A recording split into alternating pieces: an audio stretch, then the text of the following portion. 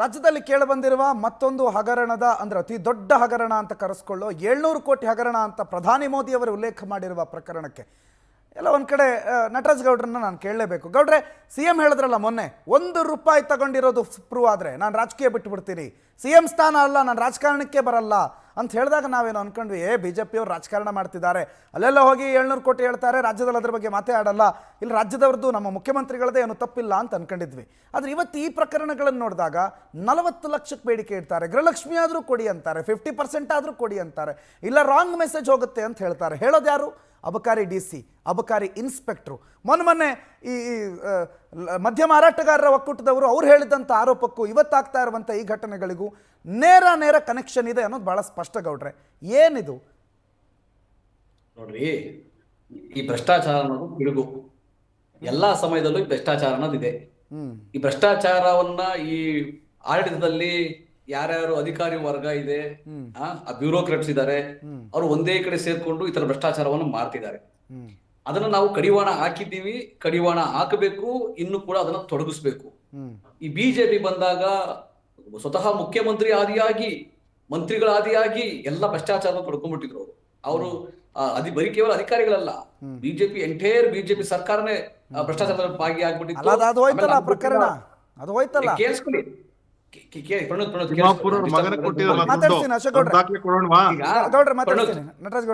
ಯಾಕಂದ್ರೆ ನೋಡಿ, BJP 40% duty ಹೊಡೆದು ನಾಗಪುರಕ್ಕೆ, ಮೋದಿಗೆ, ಮಗನಿಗೆ ಕೊಟ್ಟಿರ್ತಕ್ಕಂಥ ದುಡಿದಲ್ಲಿ ಇರ್ತಕ್ಕಂತಹ ದುಡಿಯದ ವರ್ಗ ಬಹಳ ಇದೆ BJP-ನಲ್ಲಿ. ನಾಗಪುರ ಸಂಘಟನೆಯಲ್ಲಿ ದುಡಿಯದ ವರ್ಗ ತಿಂದು ತೇಗುವ ವರ್ಗ ಬೇರೆ ಇದೆ. ಇವರ ಸಾಕ್ಬೇಕಲ್ಲ, ದುಡಿದು ಇವ್ರದೆಲ್ಲ ನಾಗಪುರದವ್ರನ್ನ ಸಾಕ್ತಿದಾರೆ. ನೀವ್ ಯಾರನ್ನ ಸಾಕ್ತಿದ್ರಿ?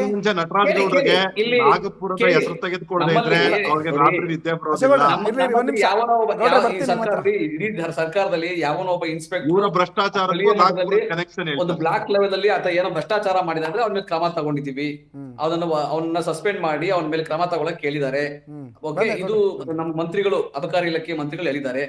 ಇನ್ನ ಏನ್ ಗೊತ್ತಾ, ನಮ್ಮಲ್ಲಿ ಚೆಕ್ ಅಲ್ಲಿ ಲಂಚ ತಗೊಳ್ಳುವಂತಹ ಮಾನ್ಯ ಯಡಿಯೂರಪ್ಪನವರಿಲ್ಲ, ಕ್ಯಾಶ್ ಅಲ್ಲಿ ಲಂಚ ತಗೊಳಕ ವಿರೂಪಾಕ್ಷಪ್ಪ ಇಲ್ಲ, RTGS ಅಲ್ಲಿ ಲಂಚ ತಗೊಳಕ ವಿಜಯೇಂದ್ರ ಇಲ್ಲ. BJP-ನಲ್ಲಿ ಎಲ್ಲಾ ತರದ ಭ್ರಷ್ಟಾಚಾರಿಗಳಿದ್ದಾರೆ. BJP ಅಂದ್ರೆ ಭ್ರಷ್ಟಾಚಾರ ಅಂತ ಬೇರೆ ಏನಿಲ್ಲ. ಆದ್ರೆ ಇಲಾಖೆ ಖಜಾನೆ ದುಡ್ಡೇ ಹೋಗ್ಬಿಡ್ತಲ್ಲ ಸಾಹೇಬ್ರೆ. 89 ಕೋಟಿ ಅಂತ ಅನ್ಬಿಟ್ಟು ಖಜಾನೆ ದುಡ್ಡು ಬಗ್ಗೆನೆ ಮುಖ್ಯಮಂತ್ರಿಗಳು ಒಪ್ಕೊಂಡ್ರಲ್ಲ ಸದನದೊಳಗೆ. ಭ್ರಷ್ಟಾಚಾರ ಅದು ನಾವು ಇಲ್ಲ ಅಂತ ಯಾವತ್ತೂ ಅಲಗಲ್ದಿಲ್ಲ. ಈ ಅದೇನೋ ಕೋತಿ ತಿಂದು ಮೇಕೆ ಮೂತೆಗೆ ಒರೆಸ್ತು ಅಂತಾರಲ್ಲ, ಹಂಗಾಯ್ತು. ಅಧಿಕಾರಿಗಳು ಮಾಡಿದ್ರು ನೋಡಿದ್ರ ಕೋತಿ ಅಲ್ಲ, ನೀವು ಯಾವ್ದು ಕೋತಿ ಮೇಕೆ ಅಂತ ನೀವು ನೋಡಿದ್ರಾ? ಪಂಡಿತ್, ನಿಮ್ಗೆ ಗೊತ್ತಾ ಕೋತಿ ಯಾವ್ದು ಮೇಕೆ ಯಾವ್ದು ನಿಮ್ಗೆ ಗೊತ್ತಾ? ವರ್ಷಗಳ ಕಾಲ ಏನ್ ಗೊತ್ತಾ, ನಾವು ಊಹಾಪೋಹದ್ದು ಏನೋ ಒಂದು ಹೇಳಿಕೆಯನ್ನು ಕೊಡಕ್ಕಾಗಲ್ಲ. BJP ವಾಟ್ಸ್ಆಪ್ ಕಳಿಸ್ತಾರೆ ಅಂತೇಳಿ ಅದನ್ನ ನಾವು ಹೇಳಕ್ಕಾಗಲ್ಲ. ನಾವು ಈ ಭ್ರಷ್ಟಾಚಾರ ಬಂದಾಗ BJP ಸರ್ಕಾರದಲ್ಲಿ 22 ಭ್ರಷ್ಟಾಚಾರ ಹಗರಣಗಳು ಬಂತು, ಪ್ರಕರಣ ಬಂತು. ಅವ್ರ ಏನ್ ಮಾಡಿದ್ರು, ಅದ್ರ ಕ್ರಮ ತಗೊಂಡ್ಬಿಟ್ಟು ಕೈ ಜೋಡಿಸ್ಬಿಟ್ಟಿದ್ರು. ಅವರು ಅದರೊಳಗೆ ಪಾಲ್ದಾರ ಆಗ್ಬಿಟ್ಟಿದ್ರು. ನಮ್ಮ ಸರ್ಕಾರದಲ್ಲಿ ಭ್ರಷ್ಟಾಚಾರ ಆಯ್ತು, ಇಲ್ಲ ಅಂತ ಹೇಳ್ತಿಲ್ಲ.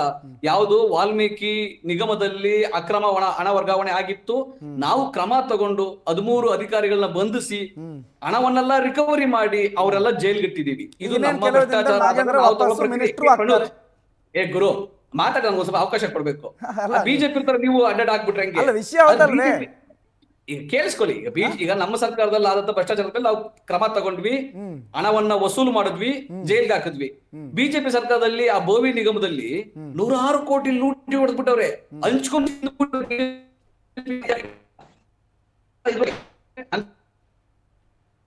ಅಧಿಕವಾಗಿ ಲೂಟಿ ತಿಂದ್ಬಿಟ್ಟವ್ರೆ. ಆವಾಗ ಮಂತ್ರಿ, ಮುಖ್ಯಮಂತ್ರಿ, BJP ಯಾರ್ಯಾರು ಲೂಟಿ ಹೊಡೆದ್ಬಿಟ್ಟವ್ರೆ. ಈಗ ನಾವು ಅದನ್ನು ರಿಕವರಿ ಮಾಡ್ತಾ ಇದೀವಿ, ನಾವು ತನಿಖೆ ಮಾಡಿಸ್ತಾ ಇದೀವಿ. ನಮ್ಮ ಸರ್ಕಾರದಲ್ಲಿ ಯಾವುದೇ ಸಮಯದಲ್ಲಿ ಭ್ರಷ್ಟಾಚಾರ ಆದ್ರೂ ಅದ್ರ ಮೇಲೆ ಕ್ರಮ ತಗೊಂತೀವಿ. BJP ಸರ್ಕಾರದಲ್ಲಿ ಏನೇ ಭ್ರಷ್ಟಾಚಾರ ಆದ್ರೂ ಕೂಡ ಹಂಚಿಕೊಂಡು ತಿಂತಾ ಇದ್ರು, ಮುಖ್ಯಮಂತ್ರಿ ಆದಿಯಾಗಿ. ಆಮೇಲೆ ನಾಗಪುರ ಸಂಘಟನೆಗೆ ಬೇರೆ ಕೊಡ್ಬೇಕಲ್ಲ, ಅಲ್ಲಿ ತಿಂದು ಬರೀ ದುಡಿದಲ್ಲೇ ಕೂತ್ಕೊಂಡು ತಿನ್ನೋಂತ ಬಹಳ ಜನ ಇದಾರಂತೆ. ಬರೀ ಕೂತ್ಕೊಂಡು ತಿನ್ನೋಂತ ಜನ ಇದಾರೆ, ಅವ್ರಿಗೆ ಸಾಕ್ಬೇಕಲ್ಲ. ಇವರು ದುಡ್ದು ಲೂಟಿ ಹೊಡೆದು ಕರ್ನಾಟಕ ದುಡ್ಡೆಲ್ಲ ಅಲ್ಲೇ ಇದೆ, ನಾಗಪುರದಲ್ಲಿ ಅಂತ ಮಾಹಿತಿ ಇದೆ ನಮಗೆ. 40% ಕರ್ನಾಟಕ ದುಡ್ಡು ನಾಗಪುರದಲ್ಲಿ ಇದೆ BJP ಸರ್ಕಾರ ಇದ್ದಾಗ. ಈ ರೀತಿ ಪರಿಸ್ಥಿತಿ ಇದೆ.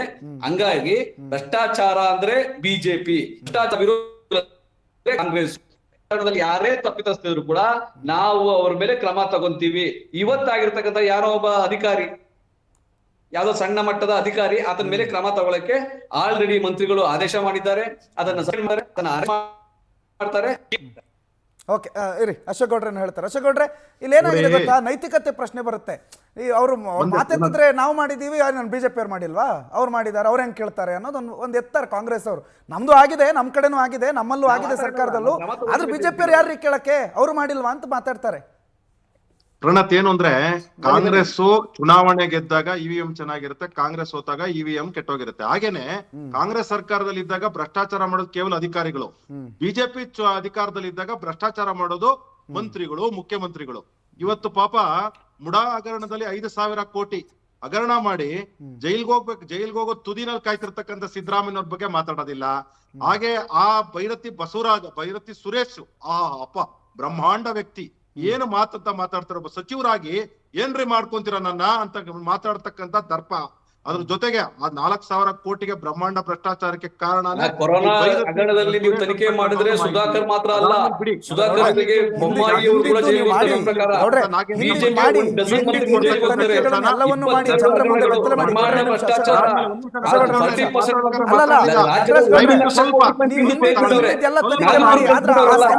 ಈಗಿನ ತನಿಖೆ ಮುಂದೆ ಬಿಜೆಪಿ 1,00,000 ಕೋಟಿ ರೂಪಾಯಿ ನಾಗ್ಪುರ್ ಕಳ್ಸ್ಬಿಡವ್ರೆ. ನೀವು ಸೋನಿಯಾ ಗಾಂಧಿ ಅವ್ರ ಮೇಲೆ ಬೆಳೆದ್ರೆ ಬರೀ ಸುಳ್ಳು ಮಾತಾಡ್ತೀರಾ ಅಂತ ಹೇಳಿ ಕೇಳಿಸ್ಕೊಳ್ಳಿ ಒಂದ್ ನಿಮಿಷ. ನೋಡಿ, ಸತ್ಯ ನಾವು ಯಾಕಂದ್ರೆ ಸುಳ್ಳು ಸತ್ಯವನ್ನ ಕೇಳಕ್ಕೆ ಧೈರ್ಯ ಬೇಕು ನಿಮ್ಗೆ, ಆ ಧೈರ್ಯದ ಕೊರತೆ ಇದೆ ಬಿಜೆಪಿಗೆ. ತಿಮ್ಮಾಪುರ್ ಅವ್ರ ಮಗ ತೆಗೆದುಕೊಂಡಿರ್ತಕ್ಕಂತ ಲಂಚ ಏನಿದೆ 20 ಲಕ್ಷ ಇಂಟು 258. ಇವೆಲ್ಲ ನಿಮ್ದೆಲ್ಲ ಊಹಾಪೋಹ ಕಟ್ಟುಕತೆಗಳು ಇದೆಲ್ಲ ಇದೆ. ತಿಮ್ಮಾಪುರ್ ಅವ್ರ ಮಗನಿಗೆ ಹೇಳಿ ಯಾವತ್ತು ಅರೆಸ್ಟ್ ಆಗಕ್ ರೆಡಿ ಆಗಿದ್ದಾರೆ ಅಂತ ಹೇಳಿ ಆವತ್ತು ಲೋಕಾಯುಕ್ತ ಪೊಲೀಸರಿಗೆ ಇದೇ ಪುನೀತ್ ಅಂತಕ್ಕಂತವರು ಅಥವಾ ಬೇರೆ ಬೇರೆ ಜನ ಬಂದು ಕೊಡ್ತಾರೆ. ಆವತ್ತು ತಿಮ್ಮಾಪುರ ಮಗನ ಹತ್ರ ರೆಸಿಗ್ನೇಷನ್ ಇಸ್ಕೊಂಡು ಜೈಲಿಗೆ ಕಟ್ತಕ್ಕಂತ ಕೆಲಸ ಸಿದ್ದರಾಮಯ್ಯವ್ರು ಮಾಡ್ಲಿ, ಅಥವಾ ಅವರು ರಾಜೀನಾಮೆ ಮಗನ ಬಗ್ಗೆ ಮಾತಾಡ್ತಾ ಇದ್ದೀರಾ ಅನ್ಸುತ್ತೆ, ನಡ್ಕೊಂಡು ಹೋಗ್ಲಿ, ಇರ್ಲಿ. ಇದೆಲ್ಲ ಒಂದ್ ಕಡೆ.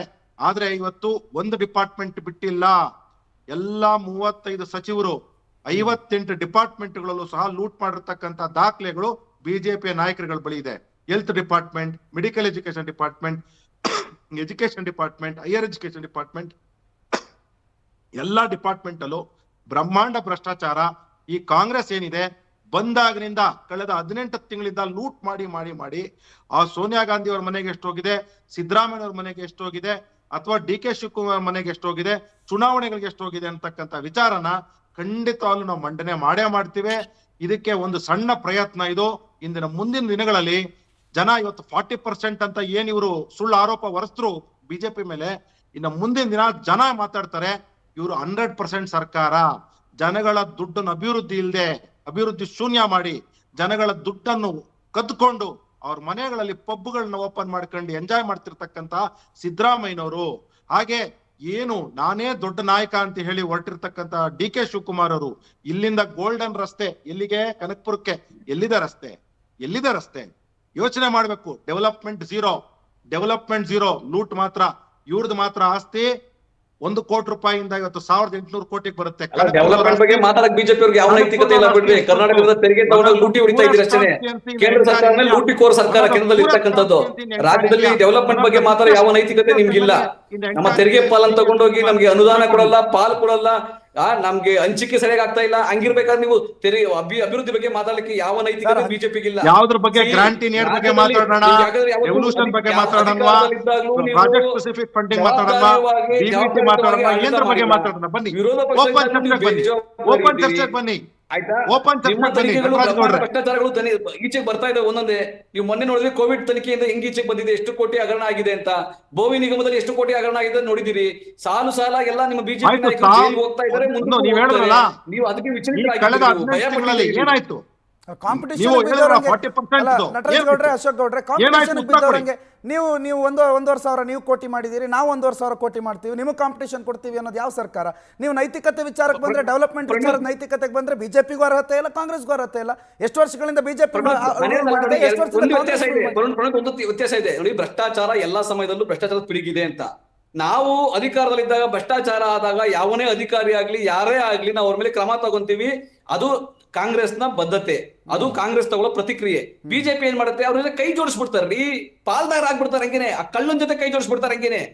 ಅವರು ತಿಂದು ತೇಗ್ಬಿಡ್ತಾರೆ ಹಂಗೇನೆ. ಅಲ್ಲ ಗೌಡ್ರೆ, ಅಂದ್ರೆ ನೀವು ಹೇಳ್ತಾ ಇರೋದೇನು ಅಂತಂದ್ರೆ ನಮ್ಮ ಮಿನಿಸ್ಟರ್ಗಳಿಗೆ ಕಂಟ್ರೋಲೇ ಇಲ್ಲ, ಯಾವ ಅಧಿಕಾರಿಗಳು ಮಿನಿಸ್ಟರ್ ಮಾತೇ ಕೇಳಲ್ಲ, ಏಕೈಕ ಸರ್ಕಾರ ಬಿಜೆಪಿ ಸರ್ಕಾರ ರೀ. ಮಿನಿಸ್ಟರ್ಗಳು ಮಾತೇ ಜನಗಳನ್ನ ಕೇಳಲ್ಲ, ಸಾವಿಗೆ ಯಾರು ದೂಡಿ ಹಣವನ್ನು ಲೂಟಿ ಮಾಡೋ ಸರ್ಕಾರ ಬಿಜೆಪಿ ಸರ್ಕಾರ ರೀ. ಮಾತಾಡ್ಬೇಡಿ ಕೋವಿಡ್ ನಟರಾಜ್ ಗೌಡ್ರೆ, ಟೈಮಲ್ಲಿ ಆಸ್ತಿ ಮೆಡಿಸಿನ್ ಅಸ್ಪದ ಇಲ್ಲ, ಮಾಡ್ಕೊಂಬೇಡಿ. ಬೆಡ್ ಇಲ್ಲ, ಆಕ್ಸಿಜನ್ ಇಲ್ಲ, ಮಾಡ್ಕೊಂಬೇಡಿ, ಆಂಬುಲೆನ್ಸ್ ತಮ್ಮನ್ನ ಇಲ್ಲ, ತಾವೇ. ಆಂಬುಲೆನ್ಸ್ ಇಲ್ಲ, ಯಾಕ್ ಬೇಕು ಇಲಾಖೆಗೆ? ಹಾಸ್ಪಿಟಲ್ ಇಲ್ಲ. ನಾನ್ ಕೇಳೋದು ಗೌಡ್ರೆ, ಇವ್ರು ಗೌಡ್ರೆ, ಅಲ್ಲಲ್ಲ ಗೌಡ್ರೆ, ಈಗ ತೆಗ್ತಾ ನಿಮ್ಮ ಇದ್ರು. ಆರ್ ಬಿ ತಿಮ್ಮಾಪುರ ಅವ್ರ ಮಾತನ್ನ ಅಧಿಕಾರಿಗಳು ಕೇಳೋದೇ ಇಲ್ಲ ಅಂತ ಅಂದ್ಮೇಲೆ ಅವ್ರು ಮಾಡೋದನ್ನ ಮಾಡ್ತಾ ಇರ್ತಾರೆ, ನಾವು ಬರೀ ಕ್ರಮ ತಗೊಳ್ಳೋದು ಮಾತ್ರ ನಮ್ಮ ಕೆಲಸ ಅನ್ನೋದಾದ್ರೆ ಅಧಿಕಾರಿಗಳಿಗೆ ಯಾವುದೇ ಈ ಕಟ್ಟುನಿಟ್ಟಿನ ಸೂಚನೆ ಕೊಡಬಹುದು ಅಥವಾ ಈ ಭ್ರಷ್ಟಾಚಾರ ಆಗದೆ ಇರೋಂಗ್ ತಡೆಯೋದು ನಮ್ಮ ಕೆಲಸ ಅಲ್ಲ. ಭ್ರಷ್ಟಾಚಾರ ಆದ್ಮೇಲೆ ಅವ್ರಿಗೆ ಏನ್ ಮಾಡಬೇಕು, ಇಲಾಖೆವಾರ ತನಿಖೆ ಮಾಡೋದು, ಮತ್ತೊಂದು ಮಗದನ್ನು ಮಾಡೋದು ಮಾತ್ರ ನಮ್ಮ ಕ್ರಮ ಅಂತಂದ್ರೆ ಯಾಕೆ ಬೇಕು ಇಲಾಖೆ, ಯಾಕೆ ಬೇಕು ಗುಟ್ಟದ ಕಾರು, ಯಾಕೆ ಬೇಕು ಮಿನಿಸ್ಟ್ರು?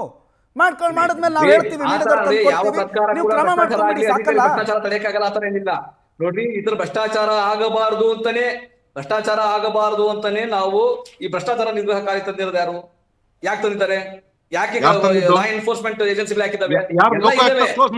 ಭ್ರಷ್ಟಾಚಾರಿಗಳು ಎಲ್ಲವನ್ನ ಮೀರಿ ಈ ಬಿಜೆಪಿ ಸಮಾಜದಲ್ಲಿ ಭ್ರಷ್ಟರಾಗ್ಬಿಟ್ಟಿರ್ತಾರೆ. ಅದರಲ್ಲಿ ಬಿಜೆಪಿಯ ಪಾಲುಗಾರಿಕೆ ಬಿಜೆಪಿ ಇವತ್ತು ಇವತ್ತು ಅದನ್ನ ಬಯಲಿಗೆಳ್ದಿರೋದು ಯಾರು? ಕಾಂಗ್ರೆಸ್ನ ಕಾರ್ಯಕರ್ತ. ಅಧಿಕಾರಿ ಯಾರು? ಅವನು ಕಾಂಗ್ರೆಸ್ನವನ ಅಧಿಕಾರಿನೇ. ಬಿಜೆಪಿ ಸರ್ಕಾರದಲ್ಲಿ ಕಾಂಗ್ರೆಸ್ ಸರ್ಕಾರ ಇರಬೇಕಾದ್ರೆ ಕಾಂಗ್ರೆಸ್ನ ಕಾರ್ಯಕರ್ತ ಒಬ್ಬ ಇಷ್ಟು ಅಸಮಾಧಾನ ಅಥವಾ ಇಷ್ಟು ಈ ಲೆವೆಲ್ ಹೊಣೆಗಾರಿಕೆ, ಅದಕ್ಕಾಗಿ ಅವ್ರನ್ನ ಜೈಲ್ ಕಟ್ತಾರೆ. ಅಂದ್ರೆ ಕಾಂಗ್ರೆಸ್ ಸರ್ಕಾರ ಇರ್ಬೇಕಾದ್ರೂ ಕಾಂಗ್ರೆಸ್ ಅವ್ರ ಹತ್ರ ದುಡ್ಡು ತಗೋತಾರಲ್ಲ ಅಂತ ಹೇಳಿ ಅವನಿಗೆ ಎಷ್ಟು ನೋವಾಗಿರ್ಬೋದು ಅಂತ ನಾನು ಅನ್ಕೋತೀನಿ. ಎಲ್ಲ ನೋವಲ್ಲ ರೀ, ನಾವು ಭ್ರಷ್ಟಾಚಾರದ ಕಾಂಪ್ರಮೈಸ್ ಇಲ್ಲ ಅಂತ ನಾವು ಬಿಜೆಪಿ ತರ ಕೈ ಜೋಡಿಸಲ್ಲ. ಬಿಜೆಪಿ ತರ ಅವ್ರ ಜೊತೆ ಅಂಡರ್ಸ್ಟ್ಯಾಂಡಿಂಗ್ ಮಾಡ್ಕೊಂಡು ಅವ್ರ ಹತ್ರ ಲೂಟಿ ಓಡೋದು, ಇವರು ಹಂಚು ತಿನ್ನೋದು ಅದಕ್ಕೆ ಪರಿಸ್ಥಿತಿ ಕಾಂಗ್ರೆಸ್ಗಿಲ್ಲ ಯಾವತ್ತೇ ಆಗ್ಲಿ. ಈಗ ನೀವು ಕೊರೋನಾ ಹಗರಣದಲ್ಲಿ ಯಾರ ಮೇಲೆ ಬರ್ತಾ ಇದೆ ಪ್ರಕರಣ? ಬೊಮ್ಮಾಯಿಯವ್ರ ಮೇಲೆ ಬರ್ತಾ ಇದೆ. ಬಿಟ್ಕಾಯಿನ್ ಹಗರಣದಲ್ಲಿ ಯಾರ ಮೇಲೆ ಬರ್ತಾ ಇದೆ ಪ್ರಕರಣ? ಬೊಮ್ಮಾಯಿಯವ್ರ ಮೇಲೆ ಬರ್ತಾ ಇದೆ. ಆಮೇಲೆ ಡಿನೋಟಿಫಿಕೇಶನ್ ಆಗ್ಲಿ ಅಥವಾ ಆ ಸಮಯದಲ್ಲಿ ಚೆಕ್ ಎಲ್ಲ ಹಚ್ಕೊಂಡವ್ರು ಯಾರು? ಯಡಿಯೂರಪ್ಪನವರು. ಅವ್ರ ಮೇಲೆ ಪ್ರಕರಣ ಇದೆ. ಇವು ಭ್ರಷ್ಟಾಚಾರ ಅಂದ್ರೆ ಅವರು. ಕುಮಾರಸ್ವಾಮಿ ಮೇಲೆ ಪ್ರಕರಣ ಇದೆ. ಕುಮಾರಸ್ವಾಮಿ ಜೊತೆ ಹಾಕೊಂಡು ಕೂತವರಲ್ಲ ಬಿಜೆಪಿಯವರು. ಕುಮಾರಸ್ವಾಮಿ ಅವರು ಬೇಲ್ನಲ್ಲಿ ಇದ್ದಾರೆ ಈಗ ಆಚೆ ಕಡೆ. ಯಡಿಯೂರಪ್ಪನವರು, ಕುಮಾರಸ್ವಾಮಿ ಅವರು. ಈ ರೀತಿಯಾಗಿ ಭ್ರಷ್ಟಾಚಾರ ಮಾಡೋದು ಕೇವಲ ಬಿಜೆಪಿ ಜೊತೆಗೆ ಇರ್ತಕ್ಕಂಥವ್ರು.